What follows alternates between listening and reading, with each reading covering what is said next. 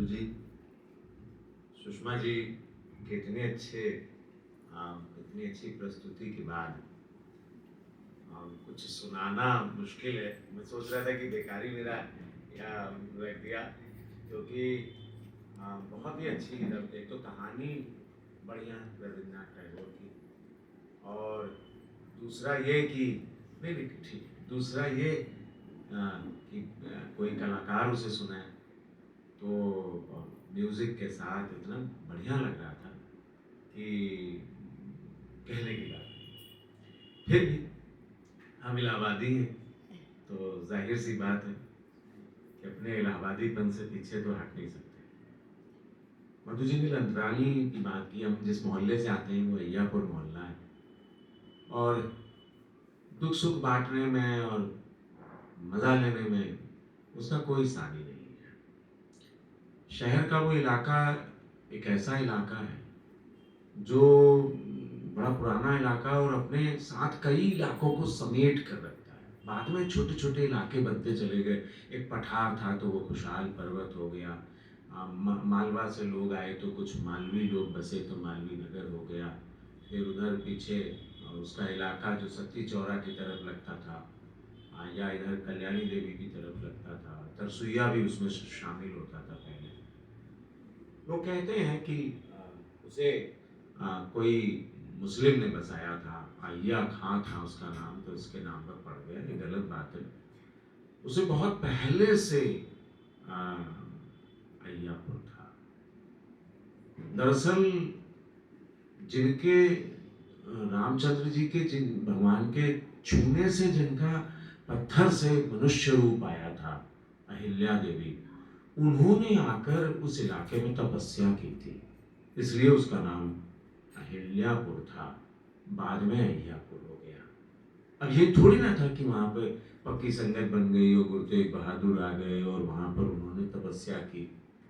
लेकिन जो ये कहानी तो अलग है। कई लोग कहते हैं अही माने सांप होता है, सांपों की धरती है, वहां पर बचना चाहिए, किसी किसी के आस्तीन में हो, कहीं भी हो सांपों से।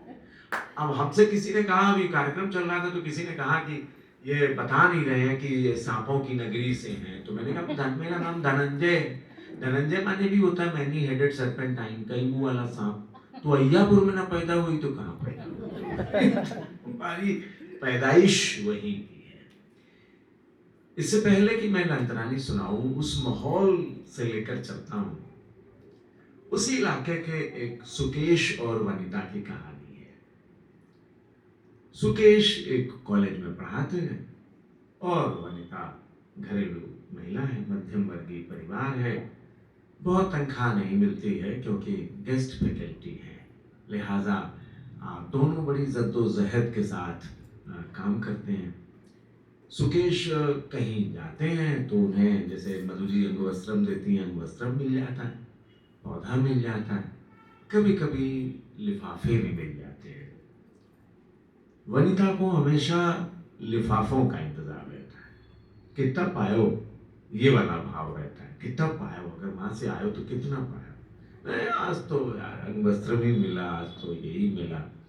एक दिन जब सुकेश घर लौटता है तो बैल बजाता है। जैसे दरवाजा खुलता है और सुकेश के हाथ में बांस का पौधा होता है, वनिता लपक लेती है। बांस का पौधा? अरे वाह, क्यों, तुम्हें बांस के पौधे से क्या? नहीं नहीं, बांस का पौधा अगर कोई गिफ्ट में देता है ना, तो उपहार में मिला पौधा अगर घर आएगा बांस का, तो समझो धन भी आएगा, धन धान्य आता है, ये मैंने पढ़ा हुआ है। ओह, तो इसलिए तुमने बांस के पौधे का स्वागत किया। चलो, कुछ ढर्रे की चीज तो मिली, और बांस का पौधा मुस्कुराता हुआ सेंटर टेबल पर रख दिया गया। चाय मिली। अचानक चाय पीते पीते वनिता ने मोबाइल पर कुछ देखना शुरू किया। अरे, मोबाइल पर क्या देख रही हो? आप देख रहे हैं कि ये बांस का पौधा रखा कहाँ जाए, ताकि वास्तु के हिसाब से होना चाहिए ना। बांस का पौधा वास्तु का प्रतीक है। ओह, तो तुम ये देख रही हो? हाँ, और थोड़ी देर में वनिता की मुस्कुराहट बदल गई। मिल गया। बांस का पौधा दक्षिण दिशा पर उस कोने में लगाना चाहिए जो पूरब की दिशा के साथ जुड़ा हो, यानी पूरब और दक्षिण का कोना होना चाहिए। तो वहां वहां तो अपने घर में कोई अलमारी नहीं है, कोई कॉर्निश भी नहीं है, फिर कैसे रखा जाएगा? अरे यार, जमीन में ठसा दो, रखा रहेगा। नहीं नहीं, जमीन में नहीं रखना है उसे, हवा में रखना है, कहीं ऊंची चीज पर रखना है, ये भी लिखा हुआ है इसमें। तो फिर बांस का पौधा क्यों ना कार्निश ले आए? अरे यार, एक पौधा, अब चलो कार्निश लेने चलो, क्या इतनी सी मांग भी पूरी नहीं कर सकते? फिर क्या, सुकेश ने स्कूटर निकाली, पीछे बैठ गई वनीता जी और निकल पड़े कॉर्निश के लिए। बड़ी मशक्कत के बाद एक कॉर्निश तय हुई कि ये लिया जाए, ये कोने में फिट हो जाएगी। कॉर्निश आई तो लगाने वाला भी आया, फिर वो ड्रिल मशीन भी लेकर आया। ड्रिल चली, पेच कसे गए और कॉर्निश लग के उसी शाम को बांस का पौधा दक्षिण पूरब कोने में प्रतिस्थापित हो गया। हाँ, अब तो धन धान्य आएगा ही। इस उम्मीद के साथ खाना बनना शुरू हुआ। तहरी बना लेते हैं, अब बांस के पौधे के चक्कर में बड़ी देर हो गई है। हम्म, पहले दिन ही गड़बड़ है। चलो तहरी ही बनाओ। तहरी बनी और खाया गया। जब तक कुकर की सीटियां बजती, कई बार आकर वनिता बांस के पौधे को निहार कर चली गई, मानो इसी में से टपकेगा भी धन। धैर्य रखो, लगा है तो कुछ दिनों बाद तो आएगा ही। यूं ही थोड़ी ना तुम्हें किसी ने दिया है बांस का पौधा। अरे भाई, भाग्य में लिखा था, हर चीज वही होती है जो होना होता है। आज बांस का पौधा, अब पता है आज शुक्रवार है, आज के दिन बांस का पौधा जब आता है ना तो मजा आ जाता है। तो क्या ये भी लिखा था गूगल में? हाँ, और क्या। चल, बातचीत खत्म हुई, तहरी खाई गई और फिर बांस के पौधे को निहार कर हम सो गए। सवेरे सवेरे मैं अखबार पढ़ रहा था और चाय पी रहा था। अचानक से वनिता ने फिर मोबाइल देखना शुरू किया। बांस के पौधे में चावल का पानी डालना अच्छा होता है, उससे वो बड़ा हो जाता है, इसलिए आज तुम्हें ऑफिस में दाल चावल ले जाना होगा। अरे यार, कॉलेज में कोई दाल चावल खाता है? दो पराठे बनाओ। नहीं नहीं, चावल बनेगा और पहले बांस के पौधे को जाएगा। भोग लगाना जरूरी है। चावल का पानी जो धुलेगा वो उसी में जाएगा। और फिर चावल का पानी उसमें डाला गया। मुझे दाल चावल मिला और मैं दफ्तर में।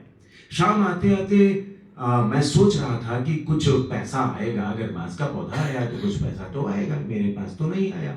हो सकता है कोई चेक लिफाफे में धर के पोस्ट के द्वारा घर पहुंची हो। चलो पत्नी से पूछा जाएगा। और इस सोच कर सुकेश घर पहुंचे। पत्नी थोड़ी उदास थी। क्या हुआ? नहीं, थोड़ी सी गड़बड़ हो गई। बांस का पौधा पाने से नहीं, देने से धन आता है। ये कहाँ पढ़ा? बस ऑनलाइन मिल गया। मैंने कई जगह ढूंढा, ज्यादा जगह यही लिखा हुआ मिल रहा है, बांस का पौधा देना चाहिए, लेना नहीं चाहिए। तो फिर उस दिन कौन सा देखा था? अरे यार, पूछो मत। अब ये सोचो कि बांस का पौधा देना है किसी को। आ, परसों तक रखो, परसों चलेंगे और बहन जी की मैरिज एनिवर्सरी है, उन्हें दे आएंगे। अब उसी बहाने धन आ जाएगा। पत्नी बड़े अफसोस में। धन तो आया नहीं। 700 रुपए की कॉर्निस, 200 रुपए लगाने वाला, 900 रुपया चला गया। 100 रुपया अभी पेट्रोल में खर्च बाकी है। लेकिन खाली बांस का पौधा थोड़ी ना ले जाएंगे बहन जी के यहाँ, कुछ और भी तो ले जाना होगा। यानी बांस का पौधा भी जाते जाते और भी चीजें ले जाने वाला है। पत्नी से मैंने कहा कि हर चीज में तुम गूगल में ढूंढोगी ना तो गड़बड़ होता ही रहेगा। बहरहाल वो दिन भी आया जब बांस का पौधा रैपर में लपेटा गया और स्कूटर के पीछे पत्नी ने उसे बड़े प्यार से अपनी गोद में लेकर बैठ गई और हम दोनों गए और दे आए। सुकेश ने जब ये सोचा कि बांस का पौधा जब दे ही दिया है तो अब तो धन आना चाहिए। दोनों जने इंतजार में हैं कि किसी दिन तो धन आएगा ही। ये बांस के पौधे की मैं कहानियां लिखता हूँ और कहानियां सुनाता भी हूँ, लिहाजा ये कहानी मेरी थी और इसमें बहुत सारी चीजें बाकी हैं। दूसरी कहानी है इत्ती सी जिंदगी। इतनी सी जिंदगी कहानी दरअसल एक आदमी की है जो किताबों से दोस्ती करना चाहता है और किताबों से दोस्ती उसे बेहतरीन लगती है। वो सोचता है कि किताबों से दोस्ती हो जाए। पक्का लंतरानी बाज है और लंतरानी के बिना उसका जीवन नहीं चलता है। लिहाजा वो लंतरानियों की कहानियों के साथ किताबों की दुकान में बैठा बैठा किताब मालिक से ही दोस्ती कर बैठता है। दरअसल वो किताब कोने में खड़ा होकर पढ़ता है और पढ़ते पढ़ते वहां पर निशान लगा लेता है, पेज नंबर याद कर लेता है। दूसरे दिन फिर पहुंच जाता है वहीं पर। दुकान मालिक को लगा कि ये तो रोज आता है तो जरूर किताब तो नहीं खरीदेगा। लिहाजा एक दिन उसे स्टूल भी मिल जाता है, फिर चाय भी मिल जाती है। उसके सपनों में है कि मैं एक बड़ी सी किताब की दुकान खोलूं और उसमें म्यूजिक बजती रहे और चाय मिलती रहे और ऐसा होता रहे। एक दिन वो दुकान मालिक से कहता भी है, थोड़ी म्यूजिक म्यूजिक बजाया करो, किताब पढ़ने में मजा आता है। दुकान मालिक जो है वो म्यूजिक भी बजा देता है। किताब पढ़ते पढ़ते वो कई बार किताबें मंगाने की भी सोचने लगता है। आखिर इतनी दोस्ती हो जाती है कि किताब मंगाने भी लगता है। कहानी बीच में बड़ी लंबी है, थोड़ी सी टाइम भी है, लंतरानी भी सुनाऊंगा मैं।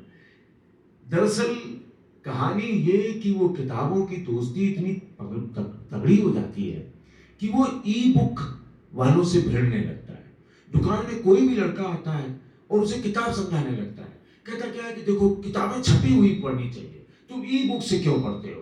दुकान जो तुम्हारा पिता किताब खरीद रहा है तो तुम क्यों किताब नहीं खरीदते? लड़का कहता है मेरी पेन ड्राइव में 400 किताबें आ जाती हैं, तुम्हारी ये बुक शेल्फ में रखी हुई किताबों का हम क्या करेंगे? वो समझाता है। किताबों में फूल रख के भूल जाया जाता है, किताबें गिरा के साथ में उठाया जाता है, किताबों में नोट रख दी जाती है, किताब के किसी पन्ने में नाम लिख दिया जाता है। मेरे पास ढेर सारी ऐसी किताबें हैं जिसमें किसी के नाम के फूल छिपे हुए हैं, किसी का नाम लिखा हुआ है, कोई पन्ना मैंने मोड़कर सिर्फ इसलिए रखा हुआ है कि वहां पर किसी का पता लिखा हुआ है। अरे तुम सोचो जरा किताबें क्यों जरूरी हैं। बहुत सारे लोग मान जाते हैं और बहुत सारे लोग नहीं मानते हैं। लेकिन वो किताबों की दोस्ती से, किताबों की दुकान से दोस्ती तक पहुंच जाता है।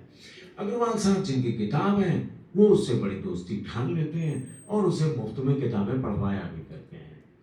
एक दिन जब वो ऑफिस से लौटता था तभी किताब की दुकान जाता था।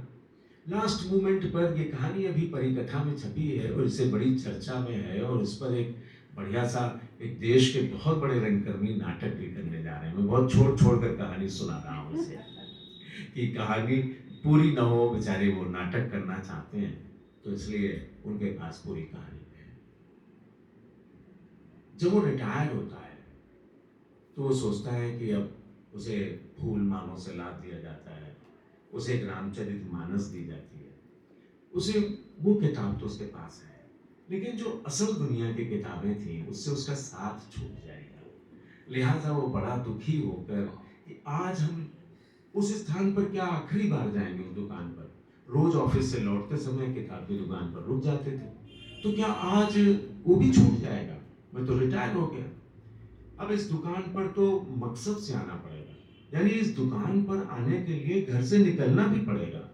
आज तक तो हम ऑफिस से लौटते थे और चले आते थे। ये सोचता साचता वो मालों से लदा और हाथ में एक घड़ी और रामचरितमानस लिया हुआ उस दुकान में पहुंचता है। जैसे ही दुकान में पहुंचता है तो देखता है कि दुकान भी फूलों से सजी हुई है और उसका स्वागत तालियां बजाकर किया जाता है। उस कहता है तो क्या आज यहां से भी विदाई?